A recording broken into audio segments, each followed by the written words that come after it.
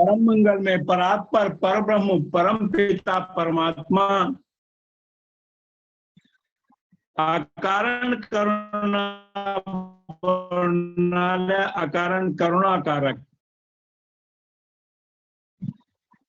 अचिंत्य कल्याण गुणगण निधान सर्वेश्वर सर्वाधिपति पति श्रेष्ठ आचरणवान प्रजा के सुखदाता संहार करता पार्वतीनाथ प्रथमादि गणों के स्वामी विश्व रूप विज्ञान के पूर्ण ज्ञाता दुख स्वप्न नाशक पंचोत्पादक विश्वेश्वर मंगल करता आदि अंत रहित सबके कारण श्री शाम सदाशिव भगवान के चरणों में कोटि से नमन बंदन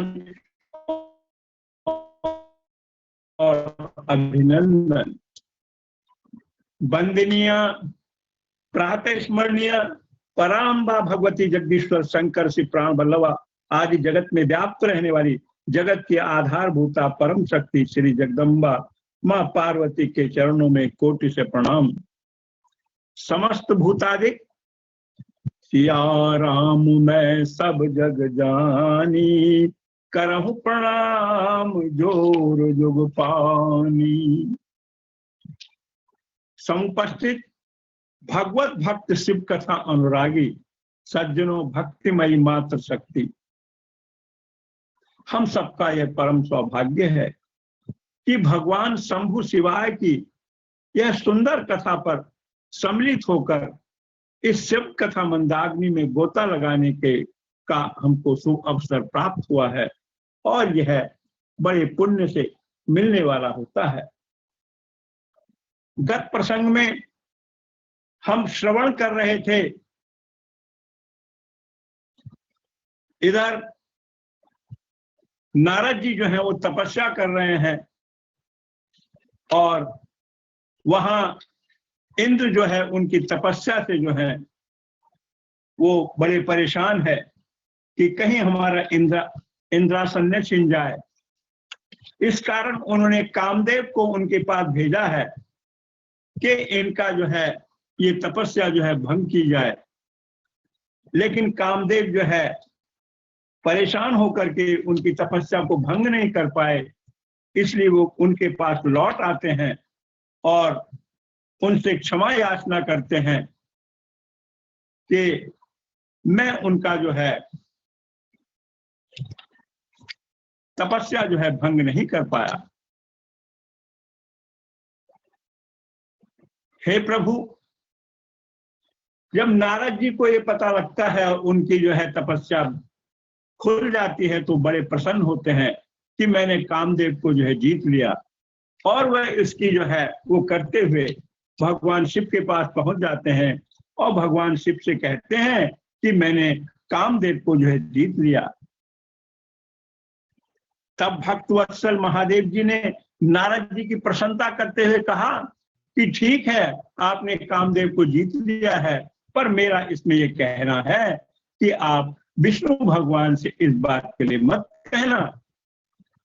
परंतु वो उनकी बात नहीं सुनते हैं और वहां से विदा लेकर के वो फिर ब्रह्मा जी के पास पहुंच जाते हैं और ब्रह्मा जी को अपने कामदेव को जीतने की बात कहते हैं। तब उन्होंने भी यही कहा कि आप जो है विष्णु भगवान से जाकर के मत कहना, परंतु वो मानते नहीं हैं और अपनी इस प्रशंसा के लिए भगवान विष्णु के पास पहुंच जाते हैं। तो आगे क्या होता है कि नारद मुनि जो को आते हुए देख करके भगवान विष्णु बड़े आदर से उठकर शीघ्र ही आगे बढ़ते हैं और उनको मुनि को हृदय से लगा लेते हैं। कहते हैं, हीरे सिंधु गबने मुनि नाथा जही बस श्रीनिवास सुति माता हर्ष मिले उठ रमा निकेता बैठे आसन सही समेता बोले भी हंसी चराचर साय राय राया कै बहुत दिनन कीनी मुनि दाया काम चरित नारद सब भाषे यद्यपि प्रथम विराजई शिव राखे। कहते हैं कि हे मुनि, आपका यहाँ आगमन कैसे हुआ? हे तात, आप कहाँ से आ रहे हैं? यहाँ किस लिए आपका आगमन हुआ है? हे मुनि श्रेष्ठ, आप धन्य हैं, आपके शुभागमन से मैं पवित्र हो गया। भगवान विष्णु के वचन सुनकर के गर्व से भरे हुए नारद मुनि ने मद में कहा कि किस प्रकार मैंने काम पर विजय प्राप्त की, सारा वृतांत उन्होंने कह सुनाया। विश्वपालक हरि शिव जी द्वारा जो होना था उसे हृदय में जानकर शिव के आज्ञा अनुसार मुनि श्रेष्ठ नारद जी से कहने लगे, धन्यस्तम मुनि शार्दुल तपोनिधि रुद्रारथी भक्ति त्रिकम नयस्यास्ति काम मोहोदयो मुनि। हे मुनि श्रेष्ठ, आप धन्य हैं, आप तपस्या के भंडार हैं, आपका हृदय भी बड़ा उदार है। हे मुने, जिसके भीतर भक्ति ज्ञान वैराग्य नहीं होते, उसी के मन में समस्त दुखों को देने वाले काम मोह आदि विकार शीघ्र उत्पन्न होते हैं। भगवान उनको पुनः पुनः दोहराते हैं कि आपका हृदय बड़ा उदार है। हे मुने, जिसके भीतर भक्ति ज्ञान वैराग्य नहीं होते हैं, उनके मन में समस्त दुखों को देने वाले काम मोह और विकार शीघ्र उत्पन्न होते हैं। आप तो नैष्ठिक ब्रह्मचारी हैं, सदा ज्ञान वैराग्य से युक्त रहते हैं, फिर आप में काम विकार कैसे आ सकता है? आप तो जन्म से निर्विकार और शुद्ध बुद्धि वाले हैं। श्री हरि की कही हुई बातों से बातें सुनकर मुनि शिरोमणि नारद जी हंसने लगे और मन ही मन भगवान को प्रणाम करके इस प्रकार कहने लगे, हे स्वामी, यदि मुझ पर आपकी कृपा है तो कामदेव का मेरे ऊपर प्रभाव क्यों हो सकता है? ऐसा कहकर भगवान श्री चरणों में मस्तक झुकाकर इच्छा अनुसार विचरने वाले नारद मुनि वहां से चल पड़े। सूत जी बोले, हे द्विजवरों, नारद जी के चले जाने पर शिव की इच्छा से विष्णु भगवान ने एक अद्भुत माया रची। जिस ओर नारद जी जा रहे थे उसी मार्ग में उन्होंने एक नगर बसा दिया। भगवान ने उसे अपने बैकुंठ लोक से भी बड़ा रमणीय बनाया। नाना प्रकार की वस्तुएं उस नगर की शोभा बढ़ा रही थी। वहां स्त्रियां और पुरुषों के लिए बहुत से विहार स्थल थे और वह नगर चारों वर्णों के लोगों से युक्त था। तत्र राजा शील निधिर नाम ऐश्वर्य समन्विता सुतया दुर्योद्युक्तो महोत्सव समन्विता। वहां का राजा जो है वो शील निधि था, ऐश्वर्य युक्त था और वहां जो है एक महोत्सव सा जो हो रहा था। वहां शील निधि नामक ऐश्वर्यशाली राजा राज्य करते थे और वो महोत्सव जो है अपनी पुत्री का स्वयंवर करने के लिए उद्यत थे। अतः उन्होंने महान उत्सव का आयोजन किया था और उनकी कन्या का वरण करने के लिए उत्सुक हो चारों दिशाओं से बहुत से राजकुमार वहां उपस्थित हो रहे थे, जो नाना प्रकार की वेशभूषा और सुंदर शोभा से प्रकाशित थे। उन राजकुमारों से नगर भरा पड़ा हुआ था।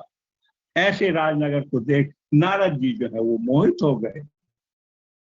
जब राजा ने नारद को आते हुए देखा, उन्हें प्रणाम किया और उनको बड़े आदर सहित स्वर्ण सिंहासन पर बैठाया और उनसे पूछने लगे कि कन्या को बुलाकर उनके चरणों में प्रणाम करवाया और बोले, हे मुनिराज, आप सर्वश्रेष्ठ त्रिकालदर्शी हैं, कृपया बताइए मेरी कन्या के गुण और दोषों को कहिए। राजा के ऐसे वचन सुनकर नारद जी बोले, हे राजन, आपकी कन्या भाग्यवती है, इसका पति तो त्रिलोकीनाथ होना चाहिए और तीनों लोकों में विजय पाने वाला है। शिव जी के समान वीर, कामदेव को जीतने वाला और महायशस्वी होगा इसका पति। हाँ, एक उपाय है। यह कहकर नारद जी चलने लगे, परंतु शिव माया से मोहित होकर के वे कामासक्त होने के कारण रुक गए। और तब उनके मन में एक विचार आया कि यह कन्या मुझे प्राप्त हो जाए तो अच्छा है, परंतु मुझे इसको पाने के लिए क्या उपाय करना चाहिए। यह सोचते हुए वो विष्णु लोक में चले जाते हैं और ये विचार करते हैं कि वहां मेरा कार्य सिद्ध हो जाएगा। विष्णु लोकम जमामान जगामांसु नारदा स्मरति बिहुवल। स्मर बिहुवल, बड़े बिहुवल होकर के विष्णु लोक में जा पहुंचे और विष्णु जी को नमस्कार कर बोले, हे भगवान, राजा शील निधि की कन्या अत्यंत सुंदर है, उनका स्वयंवर हो रहा है। मेरी इच्छा है कि इसका विवाह मेरे साथ हो जाए, इसलिए आप कृपा करके अपना रूप मुझे प्रदान कर दीजिएगा। आपन रूप देहूं प्रभु मोही, आन भांति नहीं पाओही। जही विधि नाथ होए तुमोरा, करऊं सुबेग दास मैं तोरा। निज माया बल देख विशाला, ये हरि बोले दीन दयाला। विष्णु भगवान बोले, हे नारद, आप वहां अवश्य ही जाइए और उसी तरह आपका हित साधन करूंगा, जैसे श्रेष्ठ वैद्य अत्यंत पीड़ित रोगी का हित करता है, क्योंकि आप मुझे जो है बहुत प्रिय हैं। और आगे कहते हैं, कुपथ मान रुज व्याकुल रोगी, वेद न दे सुनो मुनि योगी। एहि विधिहित तुम्हार मैं ठहूं, करियस अंत रहित प्रभु भयऊ। ऐसा कहकर भगवान विष्णु ने नारद मुनि को मुख तो बानर का दे दिया और शेष अंगों में अपना जैसा स्वरूप दे करके वहां से अंतर्ध्यान हो गए। हरि जी का एक दूसरा नाम जो है, हरि का जो है पर्यायवाची बंदर भी है। तब तो नारद जी अत्यंत प्रसन्न होते हुए अपने को परम सुंदर स्वयंवर में पहुंच जाते हैं और अपने आप को सभा में बैठे हुए इंद्र के समान शोभा युक्त समझने लगते हैं। उस समय में रुद्रगण ब्राह्मण के रूप में बैठे हुए थे, वे इस भेद को भली भांति जानते थे। नारद जी का वानर रूप देखकर कन्या को ही दिखाई दे रहा है, बाकी सब नारद जी के वास्तविक रूप को देख रहे हैं। हे ऋषियों, जब यह कन्या हाथ में जयवाला लिए और अपनी सखियों के साथ स्वयंवर में आई, तो नारद जी को वानर रूप को देख करके वो अत्यंत क्रोधित हो गई और तब कन्या नारद जी की ओर तो भूल कर भी नहीं गई और तब उसे अपने योग्य कोई भी वर दिखाई नहीं दिया, तो वह बहुत उदास हो गई। थोड़ी देर बाद स्वयं विष्णु भगवान वहां पहुंच जाते हैं और विष्णु रूप किसी को दिखाई नहीं देता है। तब कन्या प्रसन्न होकर जयमाला भगवान के गले में डाल देती है और विष्णु भगवान भी तुरंत उस कन्या को लेकर के वहां से अपने लोक को चले जाते हैं। तब सारे राजा भी और नारद जी सहित निराश होकर वहां से उठ खड़े होते हैं और उस समय ब्राह्मण रूप धारू दोनों रुद्र गणों ने आकर कहा, नारद जी, आप तो कामदेव की माया से मोहित हो ही नहीं सकते थे। आप कन्या को वरने की स्वयं अभिलाषा लेकर आए हो, क्या कारण है? आपका ये बानर जैसा भयंकर मुख, जरा इसको तो देखो। यह सुनते ही नारद जी ने दर्पण में अपना मुख देखा तो वे अपना बानर रूप देख करके एकदम क्रोध में भर गए। अपने सामने खड़े हुए दोनों रुद्रगणों को उन्होंने श्राप दिया कि तुम दोनों ने ब्राह्मण रूप देख करके मेरी हंसी उड़ाई है, इसलिए तुम ब्राह्मण कुल में पैदा होकर राक्षस बन जाओ। और रुद्र गणों ने सांप को शिरोधार्य कर लिया है और नारद जी से कुछ भी नहीं कहा उन्होंने, वो वहां से चले जाते हैं। इसके आगे की कथा जो है जी का विष्णु पाद देना है, वो उनके पास भी जाएंगे। इसकी आगे की कथा हम कल श्रवण करेंगे। एक थोड़ा सा संकीर्तन करते हैं। भजन श्याम सुंदर का करते रहोगे तो संसार सागर रहो। कृपानाथ बेशक मिलेंगे किसी दिन, जो सत्संग पथ से गुजरते रहोगे। भजन श्याम सुंदर का करते रहोगे, न होगा कभी कष्ट मन को तुम्हारे, जो अपनी बड़ाई से डरते रहोगे। भजन श्याम सुंदर का करते रहोगे। भजन श्याम सुंदर का करते रहोगे, न होगा कभी कष्ट मन को तुम्हारे, जो अभिमान गिर से उतरते रहोगे। भजन श्याम सुंदर का करते रहोगे, तो संसार सागर से तरते रहोगे। राधे राधे गुरुदेव जी। छोटा सा वक्तव्य आपके चरणों में समर्पित। बहुत बढ़िया डॉक्टर साहब, छोटा सा वक्तव्य, समय कम था लेकिन वक्तव्य में बहुत बड़ी बड़ी बातें थी। बहुत बढ़िया। ठाकुर जी की कृपा हमेशा बनी रहे, स्वस्थ रहे, प्रसन्न रहे और बढ़िया कथा सुना। बहुत अच्छा। आज तो आपकी कथा सुन करके नंद जी भी रोक नहीं पाए और आज कक्षा से जुड़ गए। जी हाँ मंजू। हाँ दादाजी, राधे राधे।